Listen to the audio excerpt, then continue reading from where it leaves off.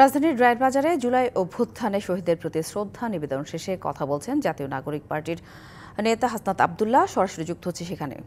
আসলেই তো আমরা কি করতে পারছি? আমরা এই বিচার প্রক্রিয়ার মধ্যে আমরা মনে করছি যে সরকারের যদি মনে হয় যে সরকার এক্ষেত্রে আইন প্রক্রিয়া দীর্ঘমেয়াদী, এই যে আইনের জটিলতা দীর্ঘমেয়াদী, এটা বিশেষভাবে কোনো অ্যাপ্রোচ নিয়ে এই যারা হচ্ছে ল স্পেশালিস্ট রয়েছেন তাদের বিশেষভাবে কোনো এই ট্রাইব্যুনাল সংখ্যা বাড়ানোর মধ্য দিয়েও যদি এইটাকে বিশেষ গুরুত্ব দিয়ে এই জুলাই গণঅভ্যুত্থানের বিচারটা দ্রুততম সময়ের মধ্যে করতে হবে। আর আমরা আসলে উনার যেই এটা তো ভ্যালিড, ওনাদের কাছে আসলে আমরা কি উত্তর দেব? উনি তো বিচার পায় নাই, তো উনি ওনার সন্তানের লাশটা কই আছে যে উনি বছর শেষে একবার আসবে, ওইটাও তো আমরা দেখাইতে পারি না। এটা তো আমাদের ব্যর্থতা, উনি কই যাবে?